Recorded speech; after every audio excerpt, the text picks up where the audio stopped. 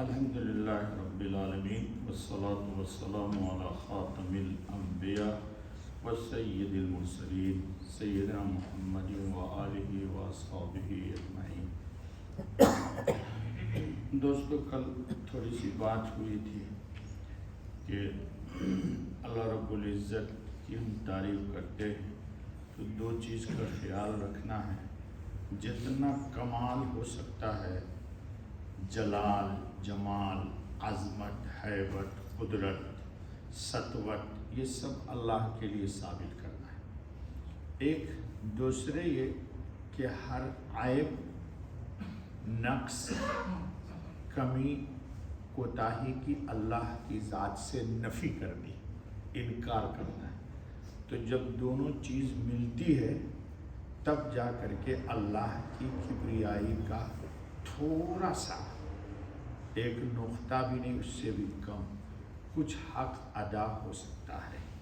اسی لیے ہمارے حضرت خاتم النبی صلی اللہ علیہ وسلم نے تہجد کی نماز کے بعد، جبکہ آپ کا پاؤں گرم ہو جاتا تھا، سب کچھ ہوتا تھا، آخر میں ایک کلمہ پڑھتے، سبحانک ما عرفناک حق معرفتک وما عبدناک حق عبادتک۔ ہم لوگ دو چار رکعت تہجد پڑھ لیتے، تھوڑی تسبیح پڑھ لیتے، ماشاءاللہ میری تسبیح پوری ہو رہی ہے، ہماری تہجد بھی ہو رہی ہے، اتنے سال سے تہجد نہیں چھوٹی۔ یہ سب بات نہیں بولنا چاہیے، ٹھیک ہے؟ ان باتوں سے انسان کا نفس خوش ہوتا ہے، لوگ جان گئے اتنے سال سے اس کی تہجد نہیں چھوٹی۔ نہیں، ہمارے نبی صلی اللہ علیہ وسلم عبادت کرتے پوری رات اور نفی کر دیتے ہیں، سبحانک تو بے نیاز ذات ہے اللہ پاک، ما عرفناک حق معرفت، جو آپ کی پہچان کا حق تھا وہ ہم سے ادا نہیں ہوا، یا اللہ جو عبادت کا حق تھا وہ ہم سے ادا نہیں ہوا، ٹھیک ہے؟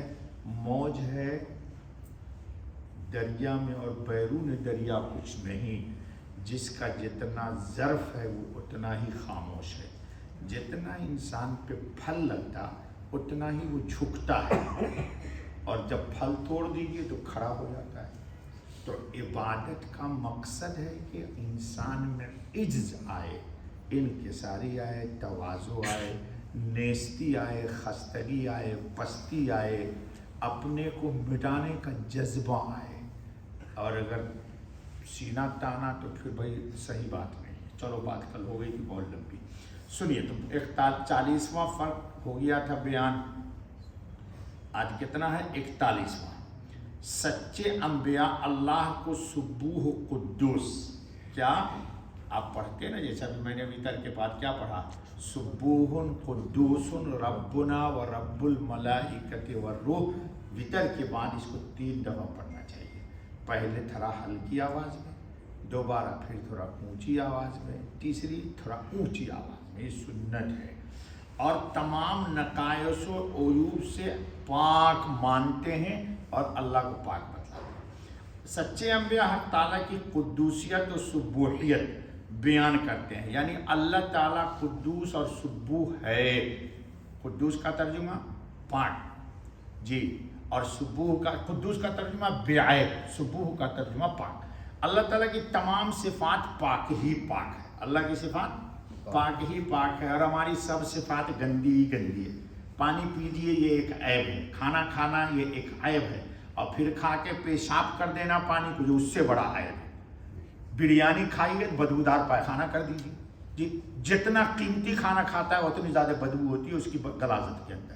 یہ انسان کے عیب ہے انسان کا، اور اللہ پاک ان پاکتوں سے بے نیاز ہے، پاک ہے۔ سنیے، جبکہ جھوٹا مرزا غلام احمد قادیانی لکھتا ہے کہ اس کو الہام ہوا، لا الہ الا انت سبحانک انت من مائنا وہم من فصل، تو ہمارے پانی سے ہے۔ انسان کو لطفہ کو پانی کہتے ہیں، انسان سے لطفہ نکلتا ہے ناپاک، اس سے انسان کا بچہ قرار پاتا ہے۔ یہ کیا کہتا ہے اللہ کو کہ اللہ نے مجھے الہام کیا ہے، کہ اللہ کہتے ہیں اے غلام احمد قادیانی تو میرے پانی سے ہے، یعنی تو میرے لطفہ سے ہے۔ بتاؤ، لعنت ہو اس شخص پر کہ جس نے یہ ایسا بھونڈی بات اللہ کے لیے کہہ دیا ہے۔ اتنی گندی بات کہہ دی، پھر بھی دنیا قادیانی بن رہی ہے اور آپ لوگ آرام سے سو رہے ہیں، بریانیاں کھا کھا کے کرے، بہت کام کر رہے ہیں، کچھ نہیں کر رہے. تو ہمارے پانی سے اور وہ بزدلی سے. اللہ تعالیٰ نے قرآن سورہ فرقان میں فرمایا هو الذی خلق من الماء بشرا فجعله نسبا وسحرا. اللہ نے اس کائنات عالم کو پانی سے پیدا کیا ہے. پیدا ہونا یہ ایک عیب ہے، اب پانی کا نکلنا بھی ایک عیب ہے. پانی نکلنے کے بعد آپ لوگ کی شلوار پاک رہتی ہے یا ناپاک؟ ہاتھ اٹھاؤ جو کہے کہ میرا پاک رہتا ہے.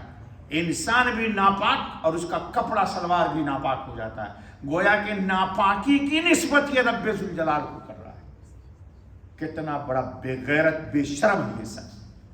اور اس پر ایمان لانے والے لوگ جی اللہ تعالیٰ وہ ذات ہے جس نے انسان کو پانی نطفہ سے پیدا کیا. دوسری جگہ اللہ کا ارشاد ہے خلق من ماء دافق. انسان دیکھو برا مت مانو، قرآن کو سمجھا کرو. خلق من ماء دافق، دافق بولتے اچھل کر کے کود کے نکلنا. انسان کو جب پانی یہ ناپاک خارج ہوتا ہے تو انسان مائے دافق ہے، اچھل کے کود کے نکلتا ہے. یہ قرآن ہے، مت کہو کہ مولوی صاحب اس کی تفسیر مت کیجیے. آپ لوگ تو قرآن صرف پڑھنا جانتے ہیں ثواب کے لیے، قرآن کو سمجھنے کے لیے امت کوشش نہیں کرتی. من ماء یہ عیب ہے، یہ عیب ہے. یخرج من بین الصلب والترائب، وہ اچھلتے پانی سے پیدا کیا گیا ہے جو کہ باپ کی پیٹھ اور ماں کی چھاتیوں سے نکلتا ہے. منی کا قطرہ باپ کی پشت سے نکلتا ہے اور ماں کی چھاتی سے نکلتا ہے. یخرج من بین الصلب والترائب، ترائب بولتے چھاتی کو. چلو ان آیات میں ماں سے مراد نطفہ لیا گیا ہے، تو گویا یہ جو مرزا قادیانی کہتا ہے من مائنا سے مراد ہوا انت من نطفتنا، تو ہمارے نطفہ میں سے ہے. اللہ کو گویا کہ کہہ رہا ہے غلام محمد قادیانی کہ اللہ نے ہم سے کہا کہ تو میرا نطفہ ہے. بتاؤ اللہ پاک ہے ناپاک؟ اللہ پاک ہے اور اللہ کی صفات بھی پاک ہے. دیکھو کہ اتنا گندا ذہن کا انسان ہے، پھر بھی لوگ جان دے رہے قادیانیت کے پیچھے. کیوں؟ دو چیز دیتا ہے یہ، چھوکڑی اور نوکری. دیکھیے بڑے میاں ہنس رہے ہیں چھوکری کے نام پر، ان کو چاہیے شاید بڑھاپا میں بڑھیا اتنا مارے گی نا دانت وانت توڑ دے گی. جھوٹا قادیانی حق تعالیٰ کی طرف ناپاک مائے مہین کی نسبت کر رہا ہے. اور کیا اللہ تعالیٰ کو پیدا کرنے کے لیے انسان کی طرح نطفہ کی محتاجگی ہے؟ اللہ محتاج ہے. ارے عیسیٰ کو کس نے پیدا کیا؟ کسی ماں پانی سے پیدا کیا، بغیر باپ کے پیدا کیا. اور آدم کو محض کمال قدرت سے پیدا کر دیا، اور اماں حوا کو محض کمال قدرت سے پیدا کیا ہے. تو اللہ پانی سے پیدا کرنے کے لیے محتاج کسی چیز کا اللہ محتاج نہیں. عقیدہ سالڈ رکھو. نہ معلوم مرزا قادیانی کتنی گندی اور خبیث طبیعت کا یہ متنبی ہے. متنبی مطلب جھوٹا نبوت کا دعویٰ کرنے والا، جو تمام اپنے پیشوا کے لیے بھی باعث ندامت اور شرمندگی ہے. شیطان بھی اس پر لعنت بھیجتا ہے. شیطان بھی اللہ کی طرف یہ نسبت نہیں کرتا. اللہ تعالیٰ ہم سب کو سالڈ عقیدہ فرمائے اور حضرت خاتم النبی صلی اللہ علیہ وسلم کا غلام بنائے، اور اللہ اسی عقیدے پر ہم کو موت دے، خاتمہ ہو، اور ہماری شفاعت حضرت کریں گے خاتم النبی صلی اللہ علیہ وسلم. بس بابا سبحان اللہ بحمدہ سبحان اللہ العظیم سبحانک اللہم وبحمدک اشہد ان لا الہ الا انت استغفرک واتوب الیک.